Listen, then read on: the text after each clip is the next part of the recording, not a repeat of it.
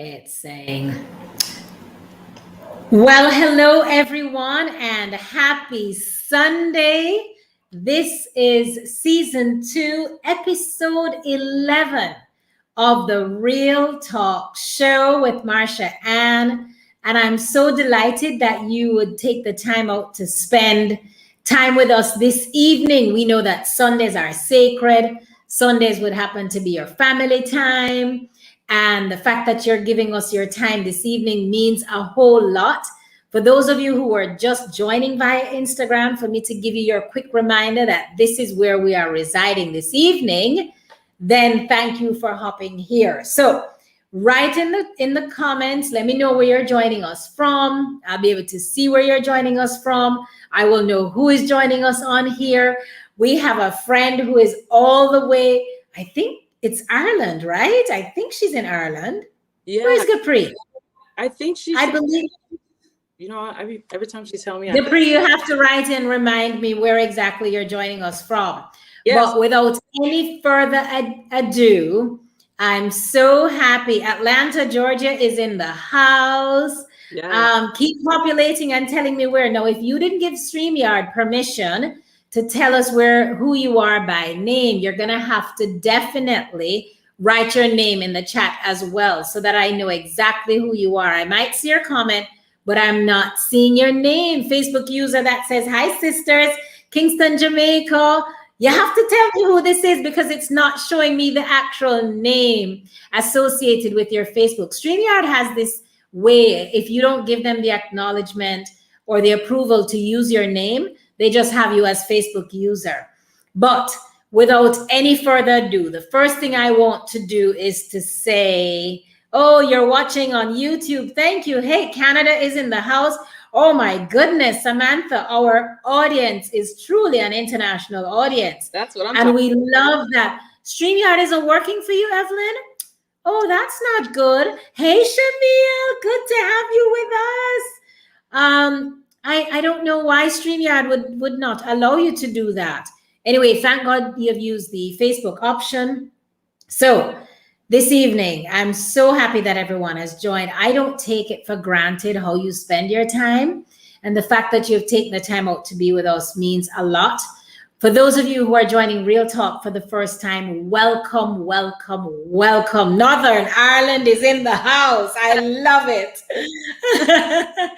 And the fact that you have taken the time out to join this evening means a lot. So for those of you who have never been a part of Real Talk before, Real Talk is truly a space where I believe all of us, especially as women, need to be able to come together. And my mission is to ensure that we encourage one another, we engage one another, we empower one another, and educate one another. And my heartfelt desire is to be that guide who can help you to transform your life to one of purpose, passion, and prosperity. And so how else are we going to be prosperous if we don't confront some of the issues about human relationships, regardless of the relationship types? And a big part of that is open communication and transparency. Yes. And so, Samantha, folks are saying, welcome, welcome. I'll pass on the greetings to you. Thank you. And what's really important is that I want to thank you, Samantha. I know that you have become so transparent in helping so many on your own platform. And that's why I was moved to reach out to you. For the fellow Purpose to Platform sisters in the house, let me hear you make some noise, drop in something that I know. Dee from London is in the house. Welcome, welcome. But we really want to hear from you, Samantha, because I'm so mindful that you have been very transparent.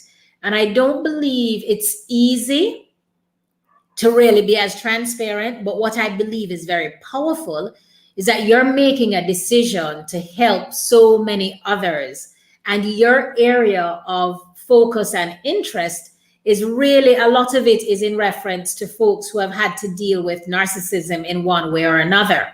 But for today, you're going to be talking to us about why we're running away from confrontation.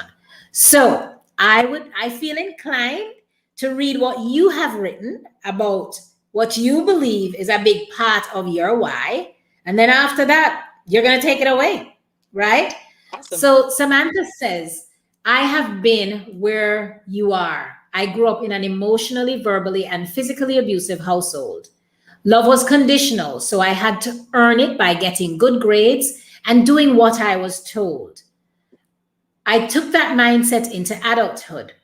I went from parent pleasing to people pleasing. My disease to please affected my finances, my mental health, my physical health, my parenting, my relationships, and my identity. Sure, I was doing well on the outside. I was a high achiever, and everyone thought I was so very strong. But on the inside, I was depressed. I could not tell anyone because I did not want people worrying about me. And it wasn't until a life-changing experience found me crouched over in my bedroom closet, ready to give up, before she actually had a change. She had no sense of her own self-worth. She had an issue with her identity in the hands of men rather than God. And so she was teaching folks how to treat her by allowing them to take advantage of her. And that's from the people-pleasing side. And so she began a whole chain of inner works, and she learned how to trust herself, create healthy boundaries, build her confidence, practice self-care, and find herself again. And on that quest to find herself again, she knows that she's not alone. Many can relate to so many aspects of her journey. And I believe with that and without any further ado, Samantha Washington, welcome, and over to you. So you're going to have to tell us where you're joining us from and then take it away from there. Awesome. Okay, so I am joining from Jacksonville, Florida. Currently, we're military, so next year I'll be somewhere else. So thank you, Marsha-Ann, for having me. I really appreciate you reading that bio. Sometimes when I hear it, I'm like, oh yeah, who is she talking about? Yep. Because it's just so good to hear, like how things have changed from where it started to where I am now. It's amazing what God has done in my life. Just so you guys know, this is it's a very spontaneous meeting Marsha and I had to put together. And so if you hear my kids in the background, that's why. So it's all good.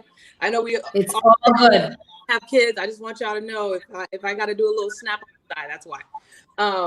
But yeah, I wanted to talk to you guys about confrontation. I have my notes here because I want to make sure that I stay focused. But I wanted to talk about confrontation.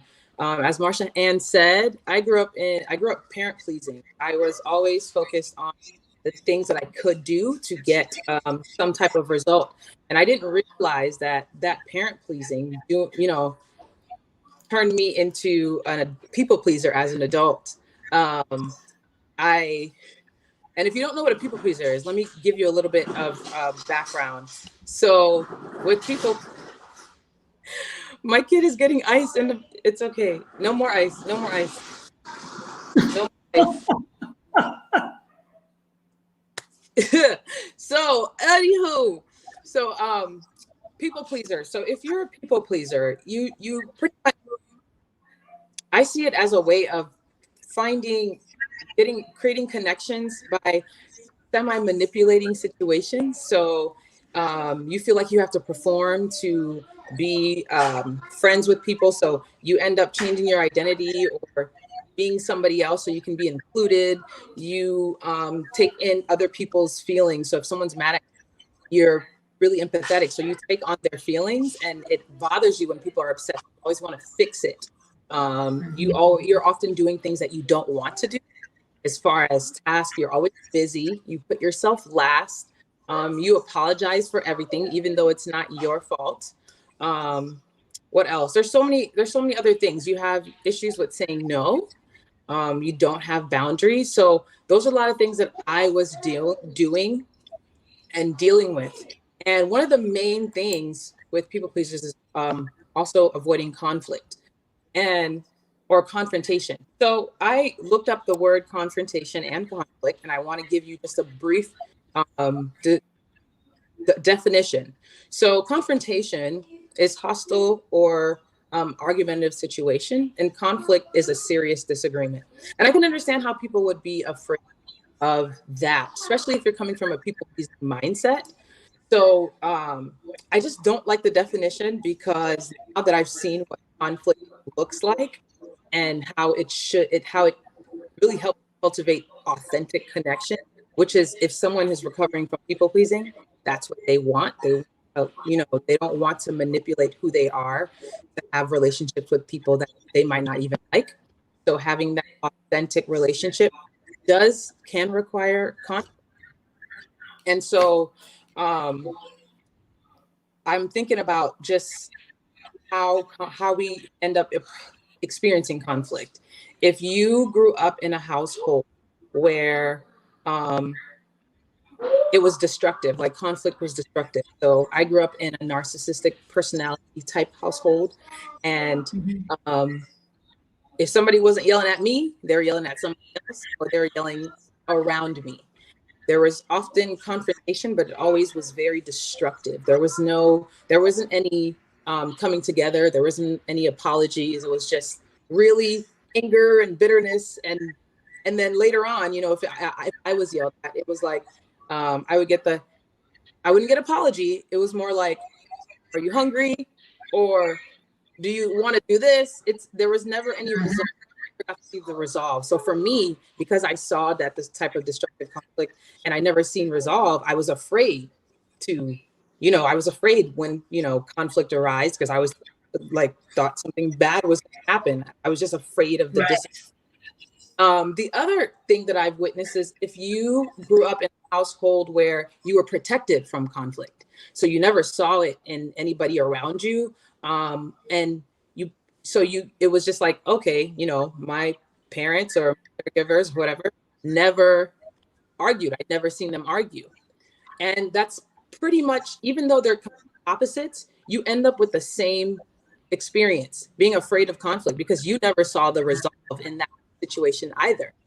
So being that you see that, hey, my parents never argued, it's bad to argue, or, I don't argue with my friends, so you're probably, always agreeing. Even when you disagree, you don't speak up when something doesn't go the way that you would hope. Or, maybe if you're in the workplace, someone makes a joke on a Zoom call and it's at your expense and you feel bad, but you don't say anything.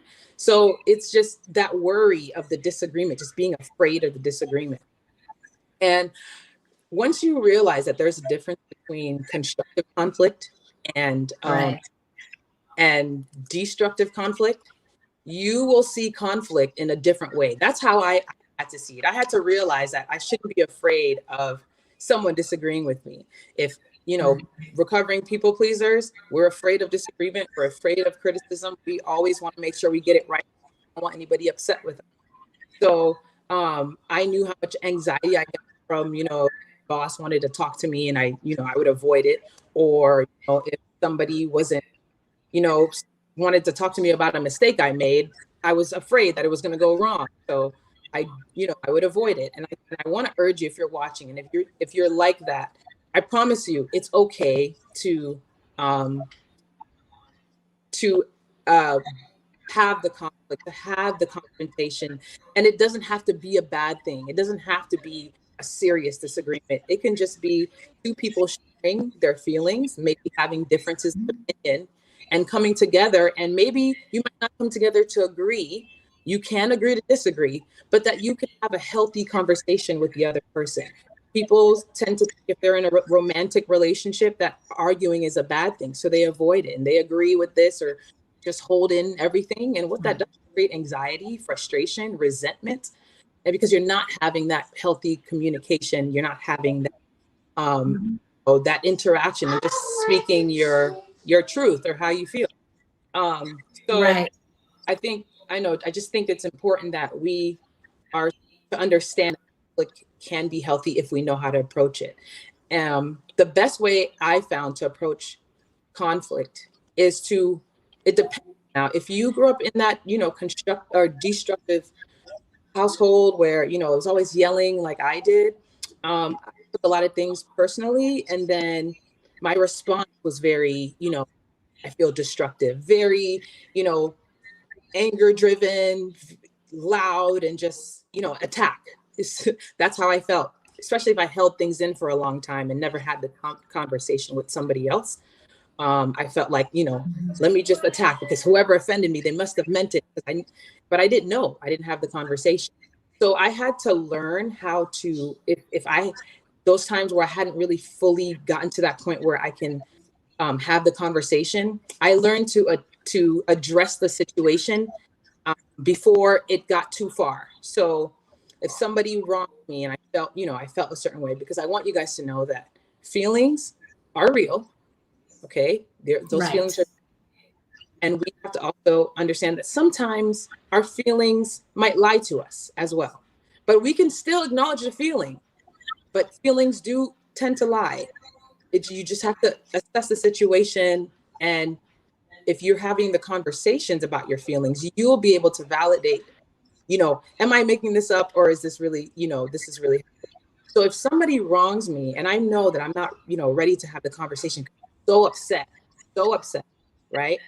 I think it's important that we start, letting that person know, hey, I don't have the capacity to have the conversation yet, but I do want to have a talk with you about this thing that happened. I just don't feel ready to have the conversation yet.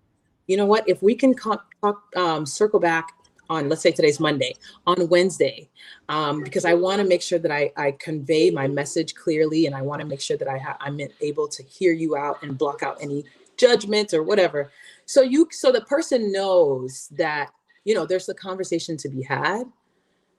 And so they don't feel blindsided, because I know for me, when I was avoiding confrontation, I would wait weeks, months.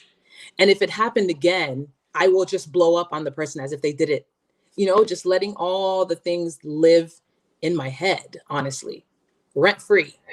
Oh, Samantha, I don't know what just happened, but we both just kind of lost our connectivity. Can you hear me? I can see and hear you now.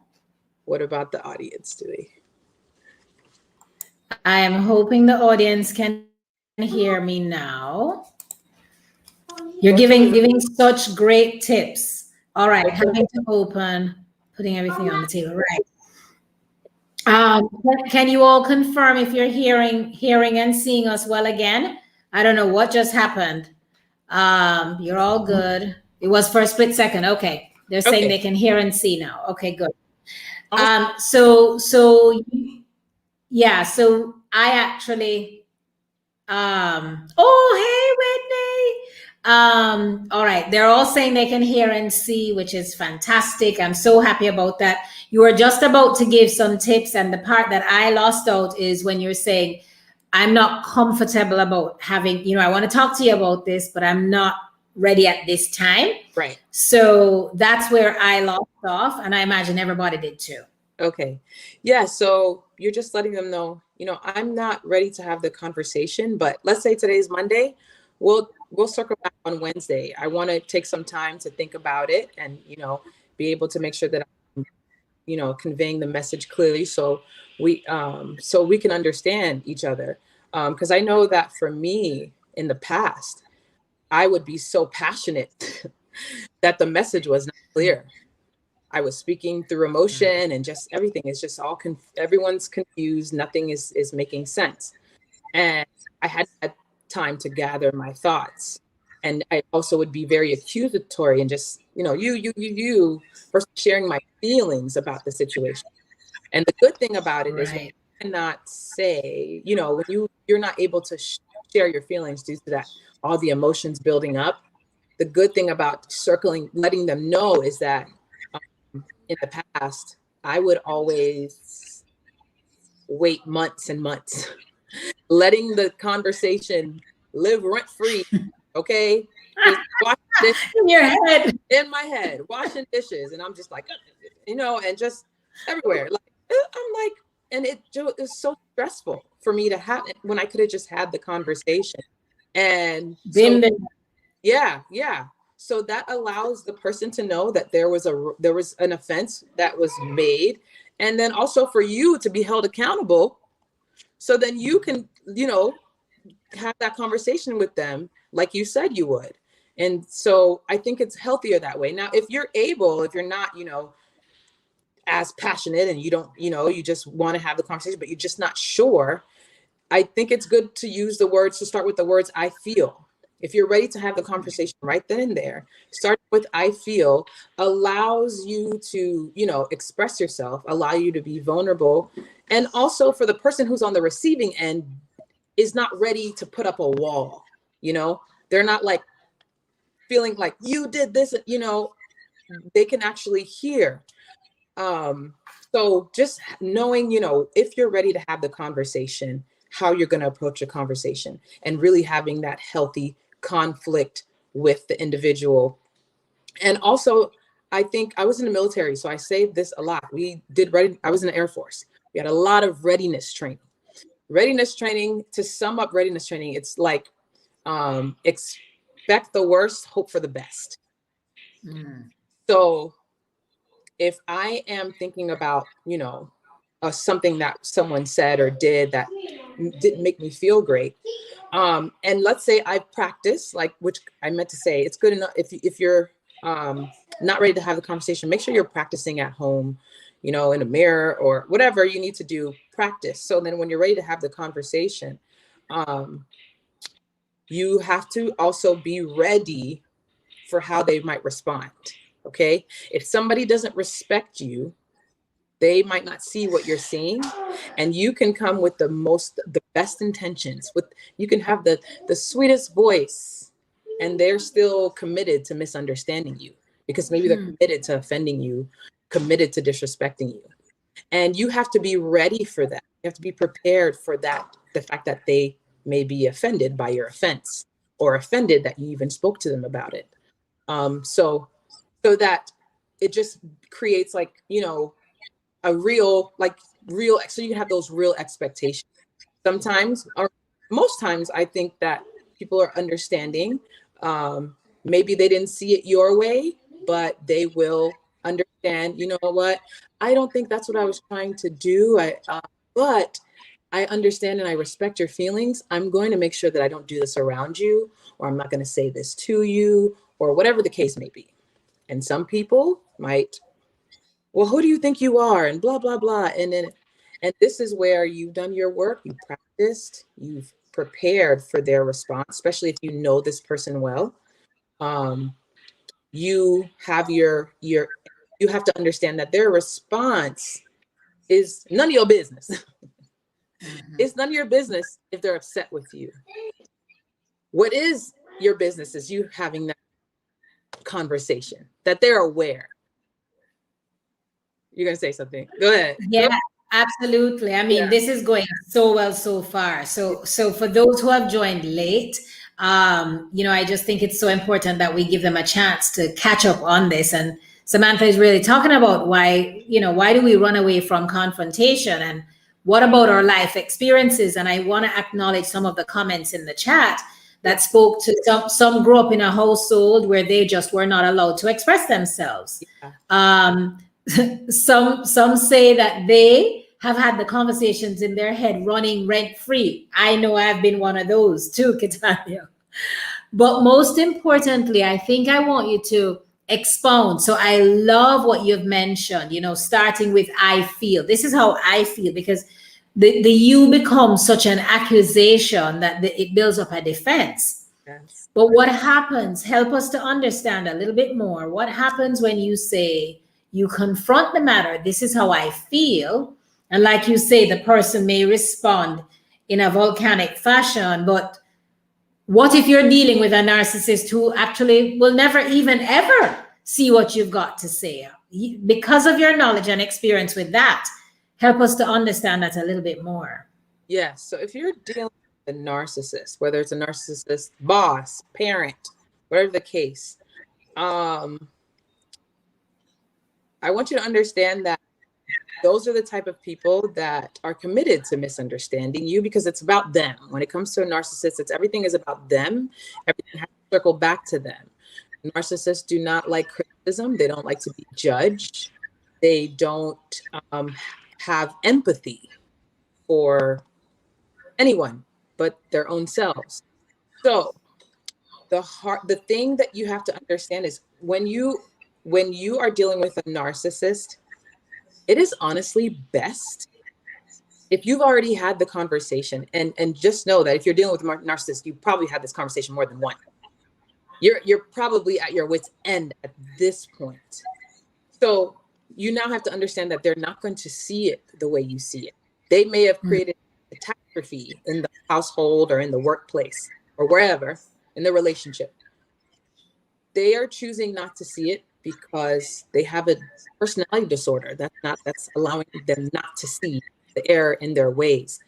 So you have to understand that this person is not going to understand me, and they're committed to not understanding me. And what I have to do is take a step back and figure out how I'm going to manage my interaction. If I have to interact with this person often, manage my interactions. This is where you have to also understand that practicing assertiveness, so you can create boundaries with people like that. If you're having situations where, because if you're dealing with a narcissist, they're always going to blame you. So there's always going to be a projection, deflect, blame. So because of that, you want to make sure that you know yourself, you value yourself, you trust yourself enough to know that what you're bringing up is valid. And now that you can't do anything, you can't make them see it the way you would hope that they would see it. You have to limit your interactions. You have to, I'm losing my train of thought now, but it'll come. You have to limit your interactions, but you also have to see like their manipulative ways. So if I'm going to be more, if I trust myself, if I value myself, I'm going to be more assertive, and I'm going to start managing my interactions by saying, you know what? Let's keep our conversations to this. I see that you don't respect my feelings. I can no longer engage in this conversation. You have to understand, like, you have to start setting boundaries. You have to, because I know for a fact that narcissists love to be in a fight. They want the power. And when you are the supply, if you keep giving them that power, you keep falling victim to these interactions where it turns into straight arguments or just back and forth. No one's getting anywhere. They're not seeing your point of view. You're not seeing it. They're committed to gaslighting you. It's too much. So when you set boundaries and you let them know, it's either you don't have the conversation, you just end it, or you take your power back and let them know you cannot continue with this type of conversation unless maybe you need to have a mediator if you're at work. Maybe you need to have the conversation via, in email. Like, I mean, it sounds ridiculous, but sometimes you need to understand, like, my peace. I need my Right. And I am not going to risk my peace over someone who's committed to sabotage my mental health. So those things, you have to see your side, what is important to you before ever to deal with them. Because people pleasers, I say, are attracted to narcissists because of the codependency relationship. People pleasers want to be needed, and they see someone that they can help. And narcissists are people who feel superior. So their validation is in that person that is seeing them as someone that they can, that they need for the attention. They need that attention. That's the fuel.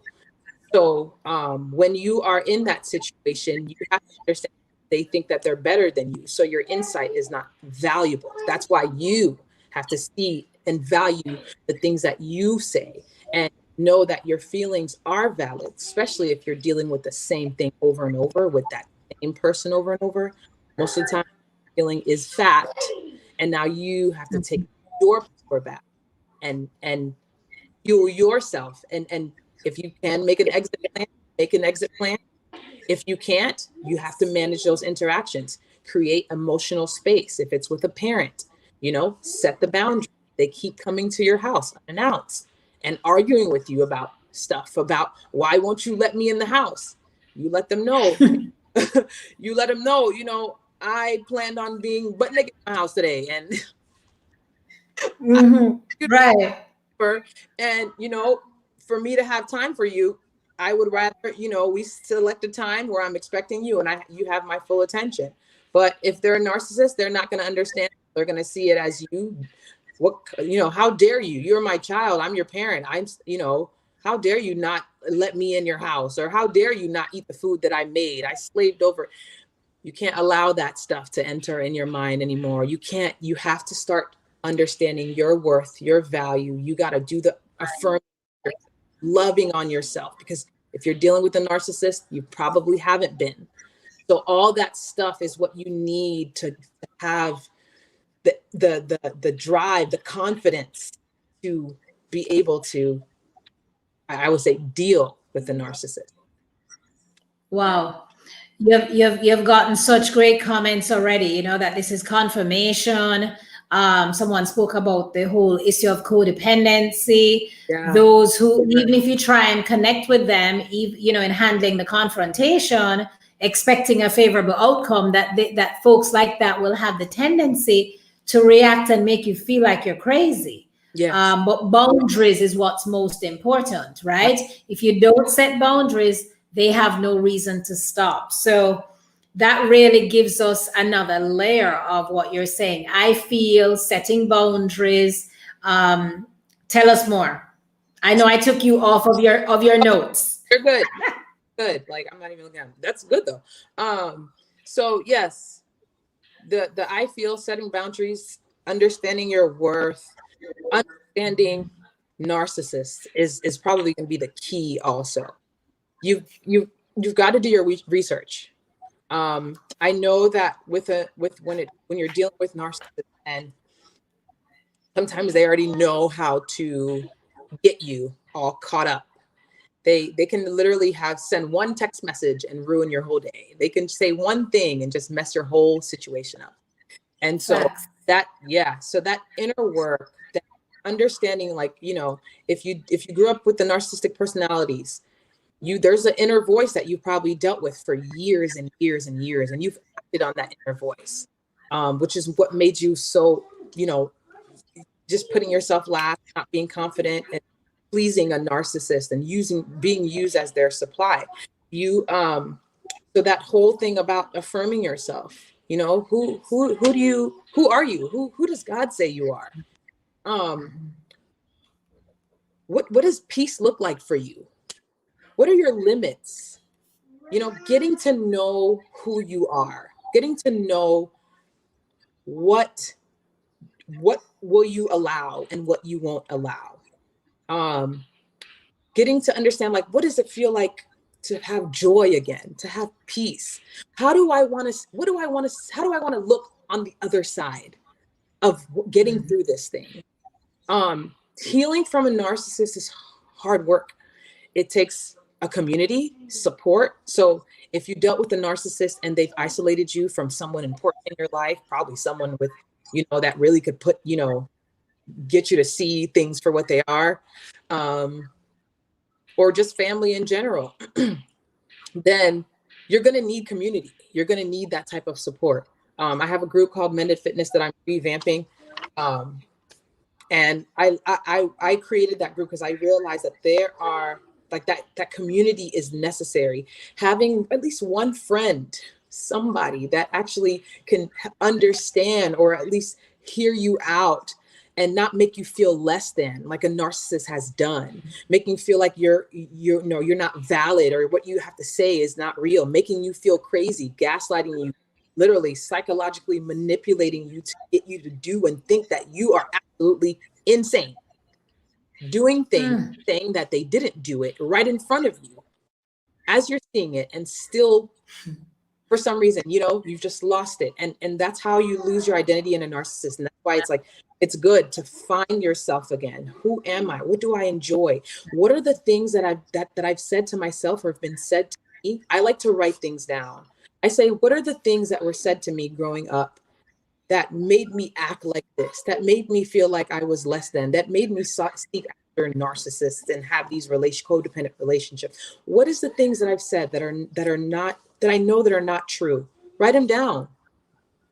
Look at it, face it, put it right in your face. Because when it floats in our minds, it comes and goes, right? But when we have to face that thing, it's a whole nother beast. You face it, you got to give it respect. You know what? This is why I've been feeling this way. And then what you have to do is combat that lie with the truth. What is the truth about you? You are not problematic when you bring something. You are not a troublemaker. You are emotionally intuitive. It's okay to be sensitive. It's okay to be vulnerable. You are unique. You see things in a different way, and sometimes people don't, and that's okay. But you can be trusted. Your feelings are real. We need, and I can't, if you are dealing with a narcissist or dealt with a narcissist, you probably haven't heard those things. You've probably heard quite the opposite. And so doing that, I think, is so important. Affirming yourself. I'm worthy of love. I'm deserving of authentic relations. I'm deserving of peace. I like to use voice notes. I say use voice notes because, when you can write it all that down and just go through everything you write on a voice note. And I see that voice note as my future self, that healed person. And we're talking together and reciting these affirmations and speaking over ourselves, speaking life into ourselves, speaking peace over, speaking whatever God wanted for our lives, speaking that over us and to get us to the next level. Instead of going backwards, we are now bringing something new, something amazing, to where we feel like our life has meaning again, right? Just taking that step. And I know for me, it felt corny in the beginning to do something like that. And I had to keep doing it because consistency was key. No matter how I felt, no matter whether I believed it or not, didn't matter at that time. I just had to take action. Okay. I like to give this vision of this imagery because I'm a visual person, visual learner. I think of, and some of you guys probably heard me say this, guys are in the chat, because I know some of you have been on my live, but I think of belief and action. I remember being in my language arts class and I was stumped on a question, and we had so many posters in our room, and I remember seeing this sign that says, first comes the belief, then the action. And I used to think that was real, that was true. And it is a way, but I also think about things like when we're trying to do something that's uncomfortable, that's different. Sometimes we don't have the belief, but we can still take the action. And I think about action because I used to run track. I think about action and looking at your future self, right? So if you're in a race, you are the person that gets ready to make the move. You've got the people on your left and right that are your competitors. I see those people as belief, right? And then you have the finish line. I see that as your next self, your next person, your next level. That gun that goes off, right? That's the thought. So the thought goes off and you just start running. Your action, you're running. You've got your belief in and out. They're 1 minute they're ahead of you, the next minute they're behind you, right? You're just toddling with your belief, but you're taking action. You're moving till you make it to your next self, that destination, that finish line, right? You get to that finish line, you're like, wow, belief is now just catching up with me. I am first place to myself. And belief is like, oh, I didn't think you was gonna make it. You know what I mean? That's how I see. That's how I see, when I do things, the things that I do that's scary.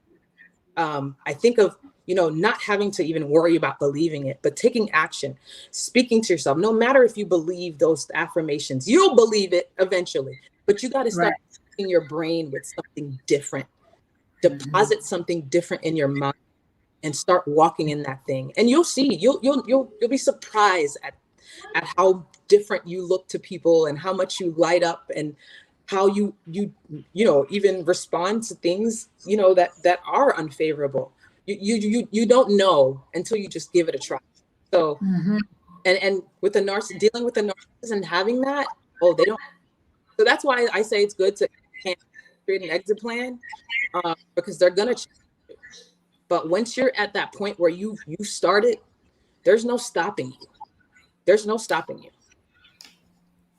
Wow, the comments are populating. That was such an incredible metaphor. Gapri just said that was such an incredible metaphor. And everyone else saying, manifest the change, and that it's so very good, But to that point, I think we're going to have to stick with that in our heads, because sometimes a big part of affirmations, it's not necessarily what we believe, but it is what we want to manifest. Right. Absolutely. We want to, and that's the hard part, just getting that, toggling with those two things. But, life and death is in the power of the tongue. What we speak, we have to understand, like, the things that we utter have power. Absolutely. Those things that are in our minds, a little bit. There's more power in the things that we utter out of our mouths. Our tongues have power. That's why I wholeheartedly believe that you're manifesting this, you're speaking life into this. If you see it, you can get there. And all you have to do is act. And if acting means uttering those words, then do it. Don't hold back. What do you say for yourself? Who do you want to be? It doesn't just happen to the people on TV or, your friends or whoever, people down the street, across the country. It can happen for you. And I know it's hard to see that, especially if you're in a narcissistic environment. It's hard. And sometimes we just have to step out of it for a second to see, man, this isn't it. Things can be different. It's up to me. It's up to me. Oh, thank you. Manifesting is 24/7. Yeah, absolutely. It is 24/7. It really does take this process, but also it can be mentally draining. So coming back to why you're saying there were I hope that your battery life isn't going on your phone, because the screen is getting dark. I'm going to put my there we go. Oh, there you go. All right. So coming back then is that to the point about the confrontation, we can expect to get the rebuttals from folks like this.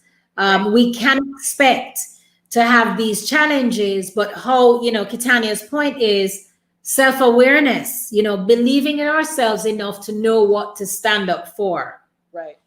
And not backing down. Absolutely. We have to be relentless with ourselves, because we haven't been for so long. And no one really, we've been, talking about the people pleasing, expecting other people to validate those feelings, expecting other people to fight for you, expecting other people to acknowledge it and write, look it over and approve it. So where it keeps you stagnant. So we have to fight for ourselves so we can see what it looks like each and every time we need to. It's not uncomfortable anymore. It's not uncomfortable. And that takes practice. That takes time. And the more relentless you are, I feel like the more consistent and relentless, the results will come. Oh, I'm reading a comment here. There's freeing power and self-acceptance too. Absolutely. Yeah. But it comes over time, I think that Fearless would share that it would have taken a long process to get there, but the fight is worth it. Absolutely. And so if we were to focus on anything, we're going to have to focus on self first. And we have to get rid of this notion that focusing on self first is selfish, because that's another issue with people pleasing. Yes. It's not. No. Self first is so important, because there is no other way to function without putting oneself first. Talk to us about that. Yeah. So putting yourself first, we always we often hear about when you're on the plane, you put your mask on, then you put your, whoever's next to you, your kids, whoever's mask on, or help them with their mask. We're no good to other people if we are not functioning. We're not mentally there. We're not physically there. We're no good. Like, I can't go to somebody else's house. I mean, I could go to somebody else's house and try to clean up their house, but mine's a mess. No, we need to make sure that we are in order, because we need to see what that looks like. We need to see what it looks like if somebody else is in pain or they're dealing. We have to recognize it instead of, because I know sometimes, I know for me, I was not taking care of myself. And when I saw other people not taking care of themselves, I didn't say anything. It's like somebody's hurting and I'm not saying anything. And I'm sure I can tell, but it was like, I didn't trust myself, and I wasn't taking care of myself. So I'm thinking, who am I to tell somebody, And I also think about, like, at some point, what are you saying to your children? If you have children, what are you saying to the people around you when you are always available for them, when you are letting them take advantage of you, and you're saying that you don't have worth. Take advantage, use me. I don't have worth. I feel so much better. My mind is so much clearer when I am doing the things that are good for me. When I am taking a break, when I am taking a nap, when I am talking to a good friend, and not allowing a narcissist to make me feel guilty for having a friendship or doing something for me. Because people who are going to have a problem with that are the ones that are mad that you're not doing for them anymore, that you're taking time from them, the attention off of them. So when people are mad about you taking care of you, it's because you're taking the attention away from them. Maybe they want to take. They're not your people. They are not your people. And you will learn that they're not your people when you start to realize, when you start taking care of yourself, these people start to disappear. They fade in the background. If you ever notice, if you're always checking on somebody, right? And that one time, let's say you don't check on them for like a week, and you're like, maybe 2 weeks, 3 weeks. And you're like, wait a minute, I was always the one doing the checking. No one was checking up on me. But as soon as somebody needs something, that's when they're checking in, and then the request. And if I know and I value myself, and if I'm telling them, you know what, I have worth, and you're not going to take advantage of me. You're not going to use me, and let them be upset at it.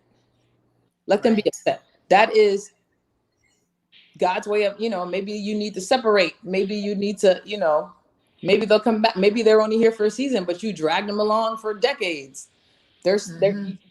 People's actions tell more than what they say. Gosh, yes. So it's good. Yeah. So it's good to, start acting like how you want to see yourself.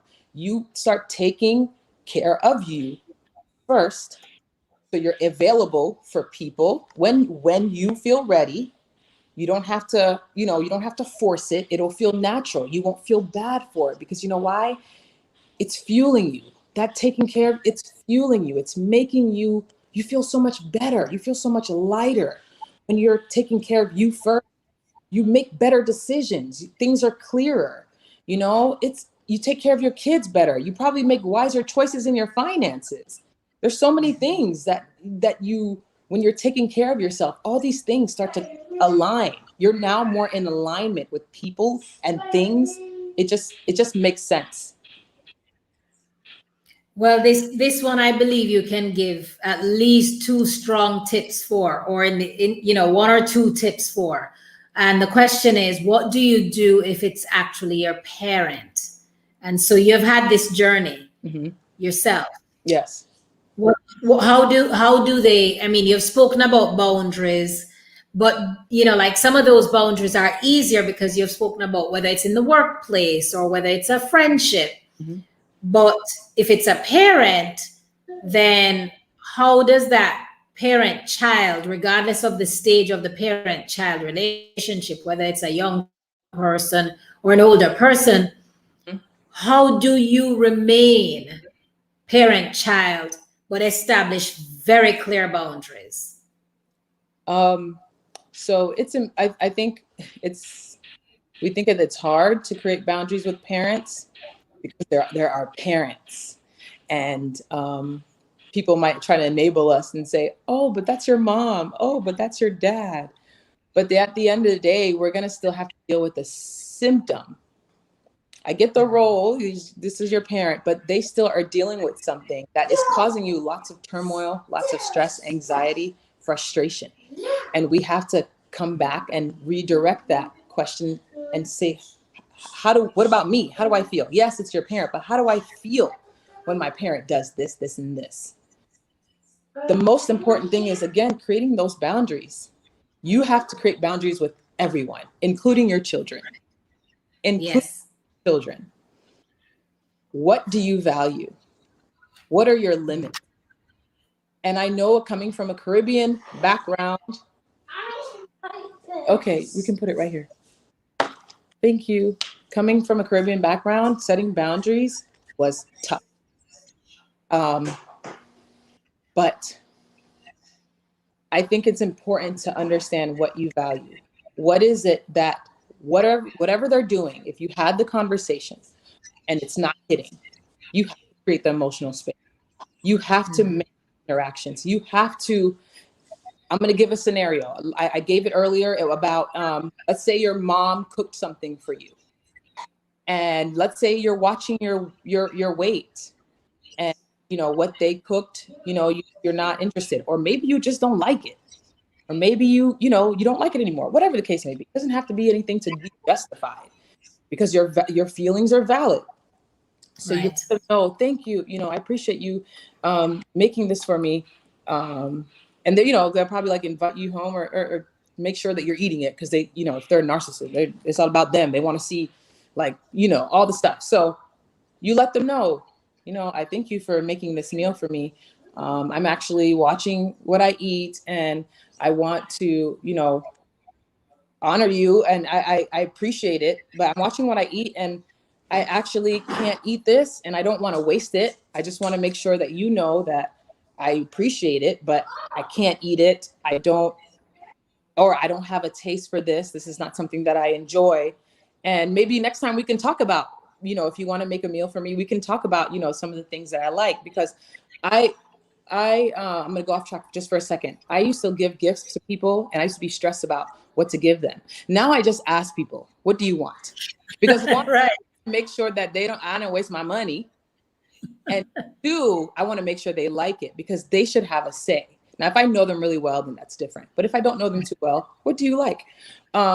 I think that your parents should respect you enough to ask, to say, you know what, I'm sorry that I didn't talk to you. I didn't realize that you were doing this.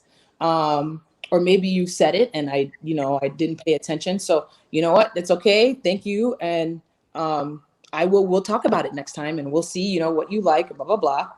And then the narcissistic parent would be like, but I slaved in the kitchen. I did this, I did that. You're so ungrateful. Now this is you knowing that they would respond this way. You grew up with your parents. You know how they are. You have to take ownership of the fact that your response can just be nothing, Your response can be, I am not comfortable engaging in this conversation. If you continue to do this, this, and this, then we cannot further this conversation. Let's come back at a different time when you're calm to have the conversation. They might not hear none of that stuff. They might think, what are you, crazy? Who are you talking to? Blah, blah, blah, whatever the case. This is where you have to say, okay, I'm going to end the conversation. Because again, if you're thinking about what they're saying to you, they're really hostile, or maybe they're just, blaming, projecting, shaming. They want the power. They want you to feel bad. They want to bring you to that low. So when you take your power back, you are taking ownership of your feelings and understanding that you can't do anything about what they're doing. And they're just going to keep, all right, okay, we're just going to have to end the conversation. You're going to have to start creating emotional space between you and your parent. Your parent might be someone that watches your kids, and they try to use that thing against you. You have to prepare for these things. You have to prepare for all of the situations that might occur and see how you can separate these situations from the person.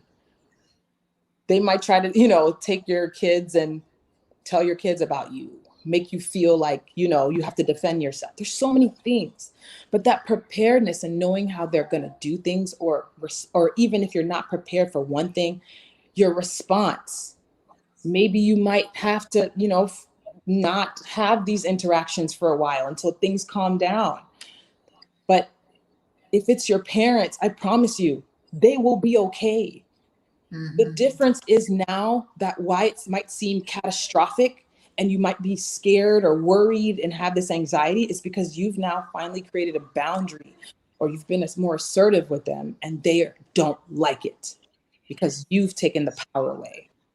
Right. I mean, Talia is saying very candidly that in her case, that hers was so bad that she had to cut off her family. They only communicate by phone. And if they finally, with the boundaries, it's been hard sometimes, but she had to protect her peace. She went on to say that folks were calling her heartless, tried to convince her, honor your parents, which wasn't helpful because they didn't understand her situation. And it's so easy for people to judge. Yes. From the outside. Yes. Especially because typically a narcissist is going to show a different face to the outside world anyway. 100%.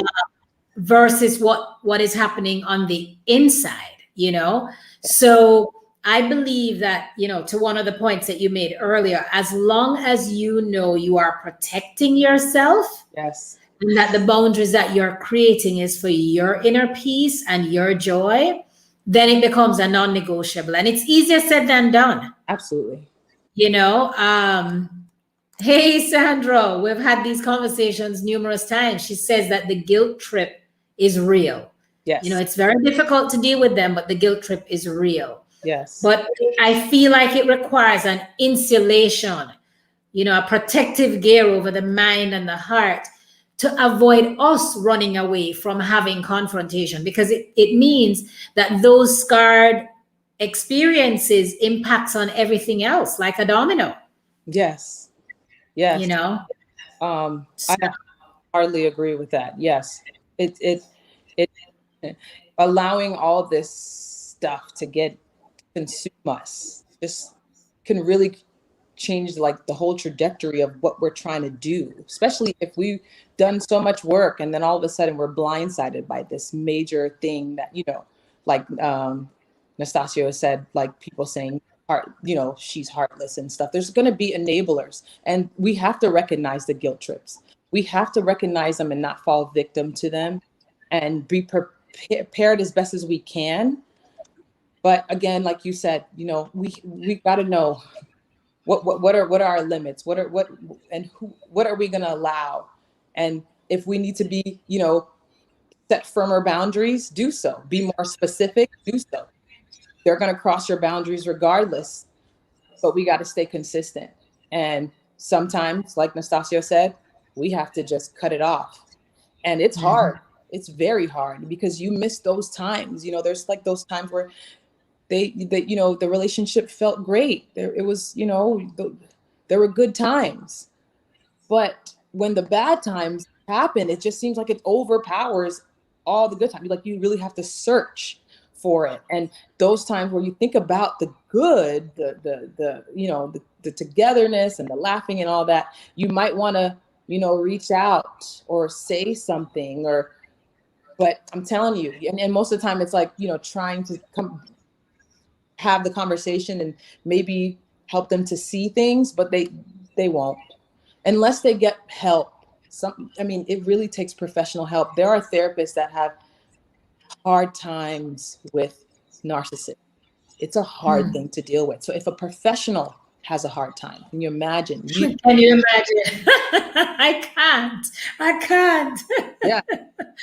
Well, I'll tell you what, we have had our solid hour of Yeah. a show. And I welcome any questions or comments for Samantha. Samantha, you were absolutely so phenomenal with us. And I'm sure I'm going to be reconnecting with you again. But if I'm to give some of the summary points that we've heard, not in any particular order, but really the importance of handling confrontation by first identifying, instead of saying you attacking the person, say how I feel. This is how I feel, and schedule when you want to have that conversation. Right. You know, the importance of having those boundaries, the importance of affirmation and self-care and self-awareness. And also knowing that you have to see them where they are, but it doesn't mean to carry them along with you. Yes. Like, you know, I always, my mom always spoke about having an arm's length. There are some folks you have to have an arm's length or more with them. Yes. In an effort to even maintain a connection. And nothing is more important than your peace and your joy. And anything that's robbing you of that, go back to those affirmations, go back to identifying. And you told us, write everything down, face it, what we have written, and then take the necessary action. Love the metaphor about, you know, the beliefs on either of the two sides, right? I think that's so very important, and focusing on the finishing line, but nothing can happen if we don't take action. Yes. So those are some of the core summaries from the conversation this evening. And you had a big international audience. Yeah. Because folks came from all over. So the United Nations was represented today. Awesome. We had Ireland, London, Canada, Jamaica, Florida, St. Lucia. Yeah, we had a solid melting pot. And for those of you who are going to be watching it on the replay, do put replay and let us know what nuggets you took away from today. And I believe we all owe it to give a resounding applause or a comment to Samantha for giving us your time. Tell your kids thank you so much for affording you this time with us. But it was a 1 hour well spent. And really, thank you so very much. Continue to enjoy the Easter Sunday with your families and have a wonderful evening to everyone else. And remember, whatever you do, you matter. You are loved. What God says about you is that you're awesome, amazing, over the top, incredible, and ain't nothing or nobody should dilute that away from you. So on that note, Sam, any closing words for us, Samantha? Yes. Thank you so much, Marsha, for having me. I'm so glad that we were able to get this done in a way that, you know, it was spontaneous, but I loved it. I loved like every part of it.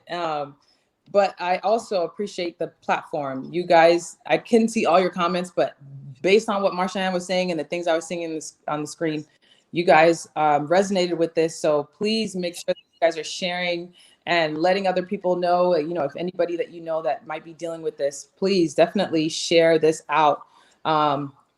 Also, I wanted to say this, if you don't get anything out of this, okay, I'll tell you this one thing that I think is so important. And that is you got to start trusting yourself. Mm-hmm. You got to start trusting yourself. You questioned yourself for too long. You question your worth, you question your ideas, your opinions, your feelings for too long. And that battle needs to be over. You need to start trusting yourself, because it's going to allow you to make these decisions that were hard, that have been hard. So I implore you, start doing that work, start trusting yourself, and you see how your interactions change, your life changes, how you approach confrontation changes, how you view confrontation changes. So yeah, thank you so much, Marsha-Ann. This was fun. I know. Absolutely. Tell everybody where they can find you. Yes, so you can find me. I'm the Samantha Washington on Instagram, and also if you're on TikTok, I'm on TikTok. If you want to connect with me also online, it's mendedfitness.com/hey, HEY. So mended, MENDED fitness.com/hey, HEY. So I do have a Facebook group as well. It's Mended Fitness on Facebook. I'm revamping that group because I'm a fitness coach turned life coach. So I'm revamping that group, but you can definitely answer the questions, and I will be opening it up this week, early this week. So thank you guys for having me. I really appreciate it. Thank you, Mark. Absolutely. Thanks a lot. Bye, everyone. Have a beautiful evening. Take care. Bye. Bye.